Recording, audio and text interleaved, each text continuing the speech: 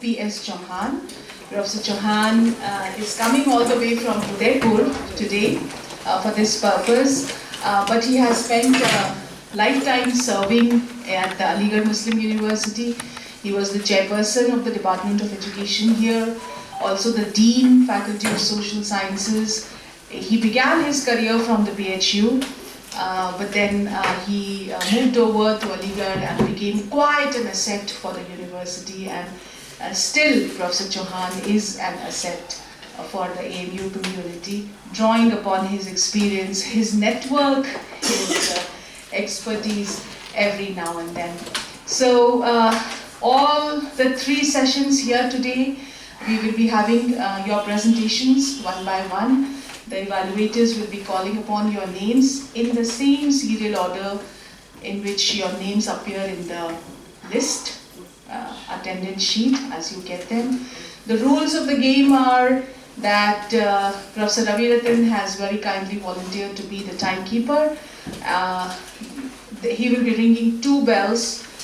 First, at the completion of 8 minutes into the presentation, when it will be a warning for you to now try to sum up, and second, after 10 minutes. And after 10 minutes, what will happen? He was asking me. I don't know. The evaluators will tell you what will happen after 10 minutes. So thank you so much. I welcome both of you on behalf of this course and on behalf of our center. And I wish everyone the very best. And I hope some good leads from people like you are going to come in institutional development. Thanks a lot.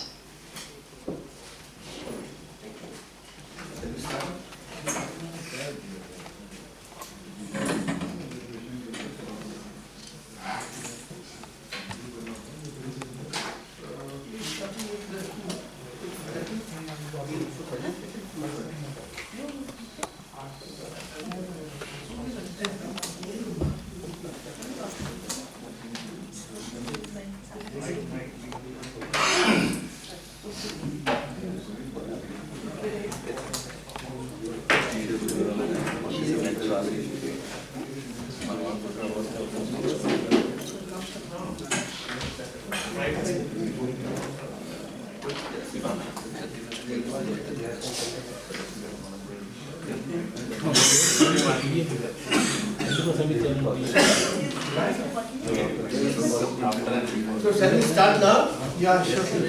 Right. First is Professor Suresh Kumar Gehlawat from Sirsa, Haryana. His subject is biotechnology. Please.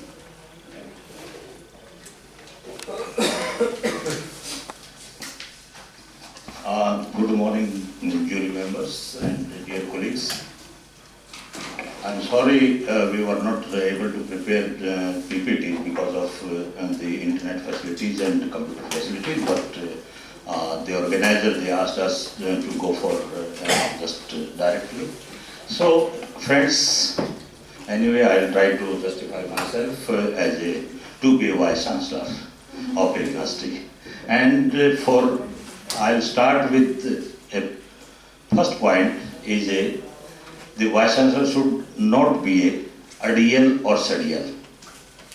Means he should not be arrogant, he should not be a dictator, or he should be if I'll work as a Vice Chancellor, I do go for four things. One, in my university, is the decentralization of the powers. Number two, democratization of the system. Delegation of powers to the deans and heads. Most of the universities, they are not having deans and directors or heads, even a sanctioning power of 2,000 or 5,000 or 10, and debureaucratization. Friends, we do have a system of central universities, state universities, and within this, there is a categorization of the newly established university. I am working in a 12B and NAC accredited university, and my university was established in 2004 only. It's a new university. But I do have experience of Haryana Agricultural University, that is one of the largest universities of Asia.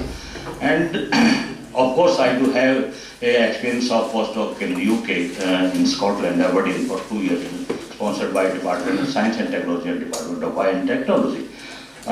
The only thing we are facing now in our university is declaration of result, because our university has a affiliated colleges of 60 affiliated colleges with us, and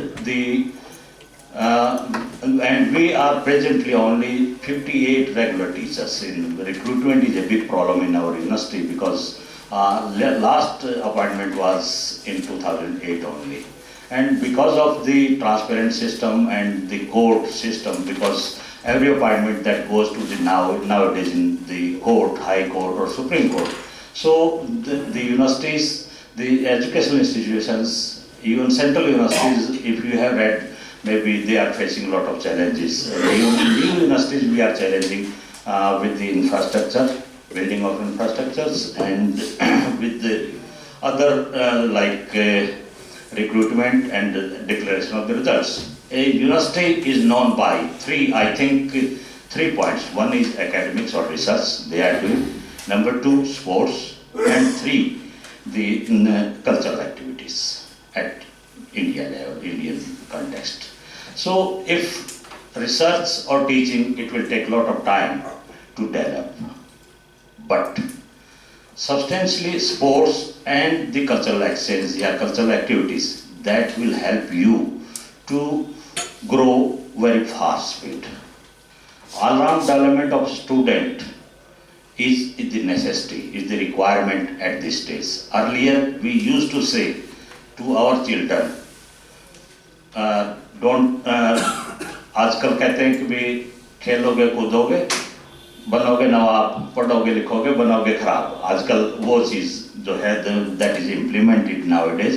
पहले जब आजकल हर कोई ये कहता है कि भी आपने you should play in the field, at least you should leave the social media, you should leave your mobile and all that. So we have to take our students to the field, to the cultural activities, to other laboratories and to the latest technologies.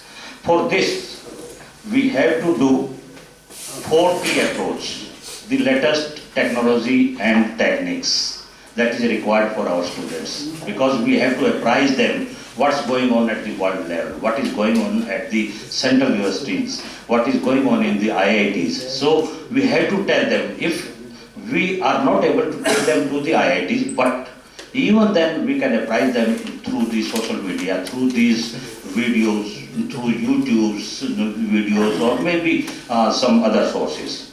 Zero tolerance to corruption. Friends, I believe in zero tolerance corruption, because a lot of corruption in most of the, I should not say, Professor Farhatullah also spoke in his lecture.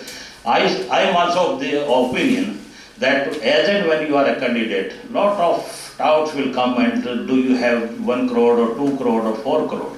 So this is a big problem in our system. And once you became the Vice Chancellor, the most foremost, and you will be under the scanner of vigilance. Every time you have to face these. So corruption, we need to check the corruption in our universities, in the constructions, and the purchases, and the same time with the appointments. We should develop, and if I'll get a chance, I'll develop a specific mechanism for the appointment of the teachers in a very fair and transparent manner. And time-bound delivery. Nowadays, you see the software-led technology. You can say paperless university. So nowadays, the mail or the software, the system that is there in, and the respective or the file that will come to you, or every maybe within a citizen, or maybe you can say implementation of citizen charter is an important aspect nowadays, because you see, in the universities, normally the Vice Chancellor even take the files to clear 1 month or so, or more than this. And same with the lower staff as well. So we have to motivate, we have to train each and every, even the class 4 person, because they are now, I am thankful to the HRD that they have given us are at different stages. Maybe we are your different stages. The training maybe just for career advancement, and same with the short-term training like us. So we need to go for these trainings to class 4 PN, as well as the laboratory technicians, as well as the clerks and the other people. Likewise, we have to organize the conferences, and we were doing it in the university. And as a professor of biotechnology, we organized international conferences, and from those conferences, I want to tell you, we published 3 books, edited books of this prisoner. So we selected some of the research papers, and the impact of that conferences was some of our colleagues from other departments also, they start writing the edited books from the CRC or some other presses. So in the last, I will say, what we need, exchange program. Exchange program, what we should do is, if student exchange will not be able to do at the international level, but we can do in our central universities to state university to A grade to B grade, B grade to C grade, or so and so. So that will help us to get our students exposed to different area of our, and I'll try to, of course, NAC and NIRF tried as part, because NIRF normally all the grants they are related to above 100, above NIRF 100 up to rank or so and so. So we have to struggle, at least the new university has to struggle, and I am ready to struggle for those activities. Thank you very much. Any questions from that side? कोई सवाल पूछना हो तो आप लोग पूछ सकते हैं. So all the contestants have to plan to be BCs only, or more than that will do? After this training, whatever we can do for our institution as a teacher, we will do. Why only the Vivad? Sir, I want to give you this answer, because I already worked as the Dean Research, Dean Colleges, Dean Student Welfare, and Dean Faculty of Life Sciences in my university. So the only post that is left behind is But sir, after getting this knowledge of getting this course, I think as a teacher also we can serve and we can give anything to the universities. Sir, as a teacher, of course. Presentation is fine. Presentation is fine. Actually, Beg Saab is asked one question. That's why. Thank you, sir. Thank you. Now we have Professor Devendra Singh Negi. He is from Garhwal, and his subject is chemistry. I am second last. Good morning, Professor Chauhan Sahib. Good morning, Professor Khan. Good morning, my dear colleagues. Good morning, Dr. Faisa. Yeah. So I come from, as Professor Chauhan has said, I come from HNV Garhwal University, which is a central university. Central university of its kind. It is an upgraded central university. It became central university in 2009.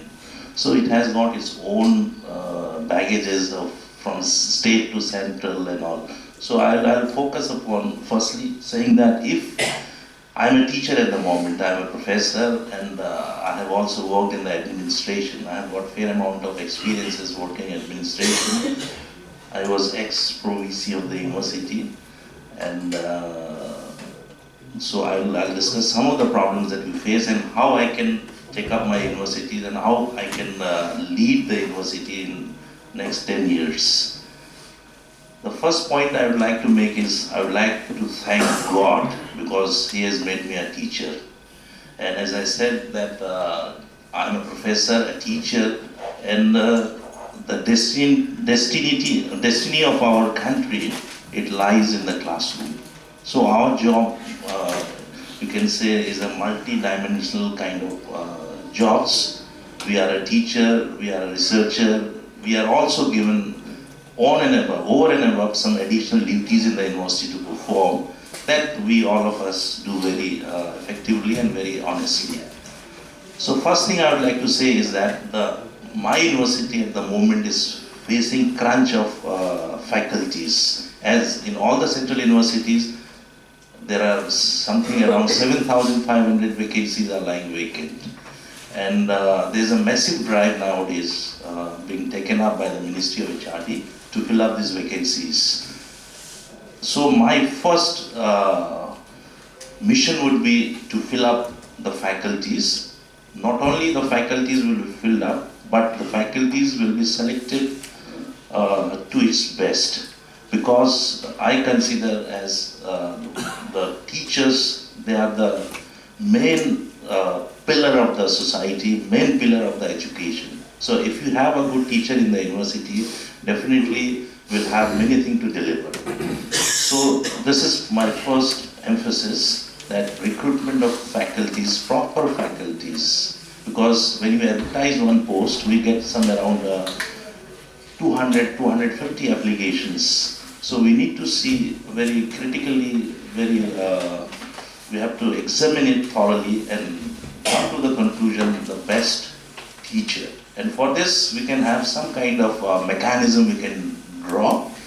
We can ask the candidates, which many of the universities have started, to give a PPT presentation, and then it's all academic credentials, and then it's experiences in research and teaching and postdoctoral experience. This need to be considered, and this will, I think, by doing so, we can appoint good teachers and good researchers in the university. The second thing is, I'll focus upon, because since I'm coming from the Himalayan university, so I'll try to start some of the region-centric courses in it. Because region-centric courses, this has become a very hot topic these days. Because when I went into a meeting in Government of India, they said that since you are coming from Himalaya, you have abundance of flora and fauna.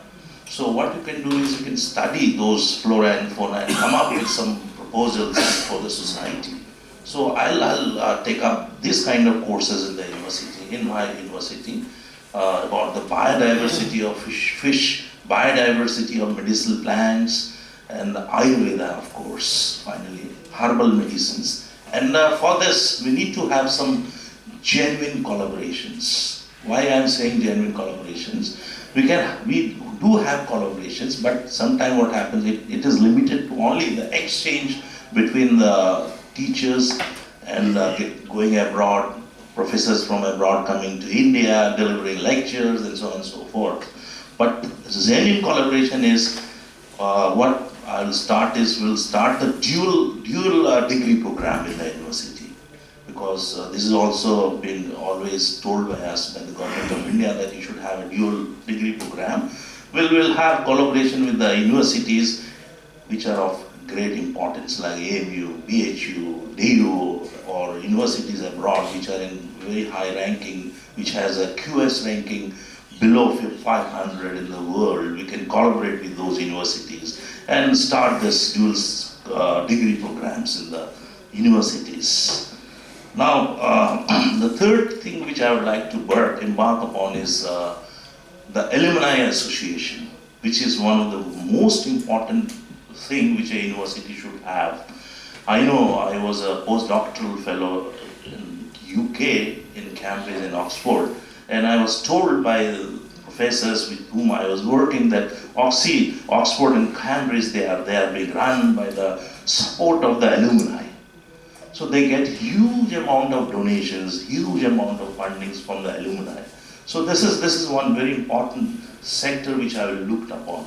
The alumni, because my university produces something around the student number, if it comes, the university has 20,000 students at the moment, and they are all well placed. So if we have a good alumni network, so that will help the students which are pursuing their degrees, they can be in contact with those alumni, and then of course they can take this university to a greater height. Then comes the role of industries, because what I think is the courses which we teach the students should be relevant to the industries. So in the academic councils, in the board of studies, we must include I will try to include people from industries. That will give us an idea that what kind of course we should design, because curriculum design is one of the most important factor in the upliftment of any university. So I consider this is to be very important. So we need to have a great emphasis upon this academia-industrial linkage. So this will definitely boost up the academic design, the curriculum design, the courses of the university, and we'll come to know what exactly the industry wants from the institution. So this is one of the thing also which I like to introduce, collaboration with the industries. Then of course we are talking about digitalization or everything. So because sitting in a different place, we can get our mark sheets, transcripts, degrees, and many other things. So this is what is required. Digitalization of library. It is, of course, we have done it, but again, what is important is that we have to have this digital content storage for easy retrieval from anywhere across website, across mobile devices. So this is one important point which I'd like to introduce in my system, university. Focus on outcome-based education in the context of the future technology and quality of education. Of course, you know, in the university we have three important components: governance, then management, and then administration. So this also I will look into it. My friend has said that we need to decentralize the powers to HODs, to deans, and so that the university can function in a very smooth way.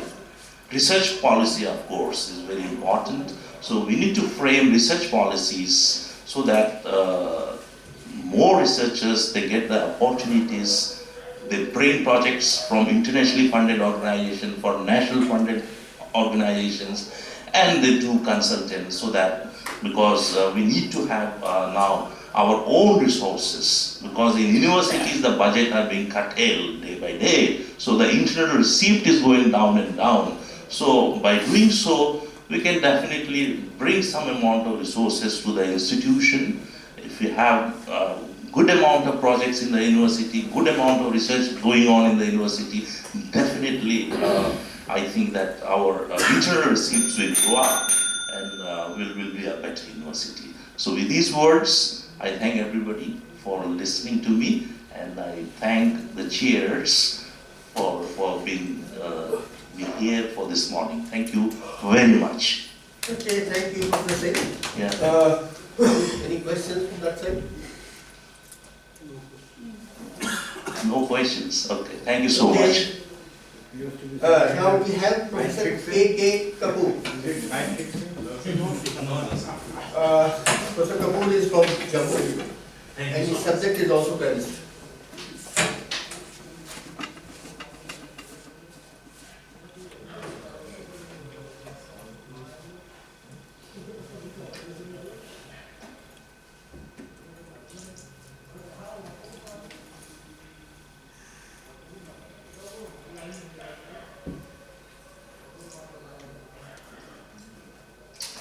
Good morning, Judy and my friends sitting over here. So I have just prepared only 2 slides. So this is just my predecessors. They have just laid down their vision for the upliftment of their institution. So in addition to that, I have maybe a few more points which I would just like to emphasize. And this is something which I have gathered from the experience I have just seen of different institutions. Maybe we have a CSI lab nearby our university, and also in our university, and I also worked in the industry almost for 5 to 6 years. So I have also seen people working over there. So in the industry, there is a very common saying that people, they don't quit the job because of some maybe salary issue or something else. Many people quit the job because of their bad bosses. Because in the industry, they have a choice. But for example, in the government setup, so sometimes, most of the time, we do not have a choice. If the boss is bad, then the whole system gets bottomed out. So with this perspective in mind, so I have, this is the goal of the institution which I am just thinking of, to create a synergy among governance, and this governance, management and administrations, I just got to know in detail about these words from the lecturer, Professor Mozambique, so I thank him for that. So to just create a synergy among governance, management and administration for a healthier, peaceful, vibrant, job-oriented, creating industry and socially relevant institution. So with these objectives in mind, so I will just try to do as much as possible to the best of my capacity to just achieve this goal. And so I have just focused on certain concerns which are very, very important. So I am a believer of the ownership of the institution. So if we are able to create an atmosphere of the ownership in the institution, so many things will be taken care of. So just I just start this with a very small example. And the ownership and multitasking. So these are two things which I would just like to emphasize, and I will just encourage everybody to just embrace these two attributes. So I'll just give you one example. So I am in charge of NMR facility in my university, and during the winter the temperature is very low. And in the NMR, so we are supposed to maintain the temperature between around 15 degrees. Otherwise, the helium and the liquid nitrogen, it will evaporate. So what happened? So one day I was just passing by that, and we have a glass door, and I have seen a lot of water condensed over here because there were temperature variation, moisture was there, and the moment I saw inside, so it was almost flooded. The room was almost flooded with water. Then I asked the in charge, the person who was working. He said, "This is not my job." So I am telling the peon or the sweeper, so he is not cleaning it up. For example, if the level of the water will rise maybe little bit more, so it will just touch the console. And once the console is gone, 1.5 crore machine would be just ruined. So then what I did, so I took the broomstick, I took the wiper, I opened the door, I cleaned it by myself.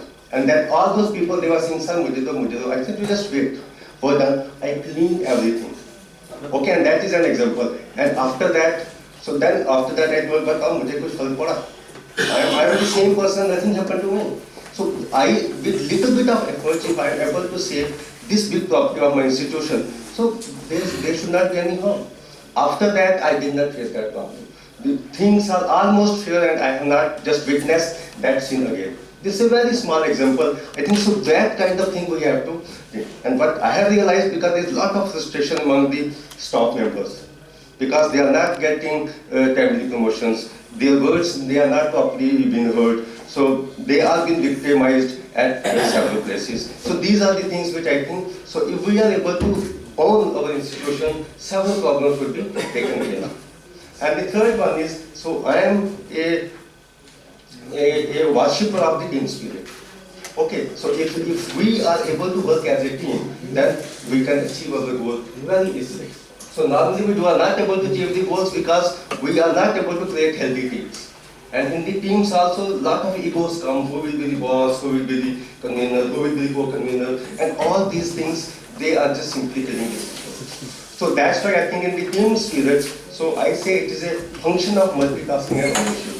If I start owning my institution, if I start multitasking, then I think then it will just take me to the next level. And it is the mentorship, motivation of the students from alumni and other experts. And in this way, we will be able to involve the people from the outside.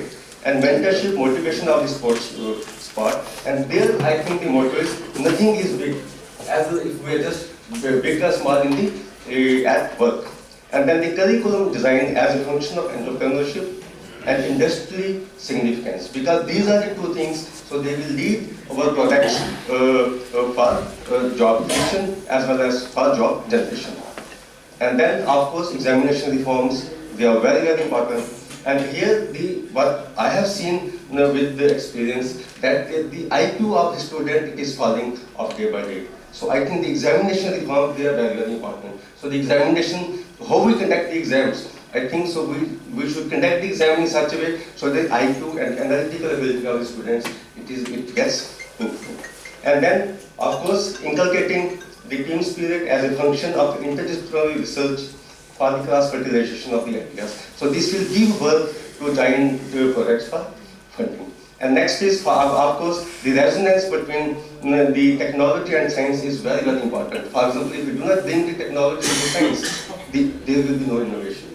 So I got an opportunity to visit IIT Madras Research Park, and I have seen young people working on fantastic areas. Okay, with small science concept, the moment they bring in the technology, they amalgamate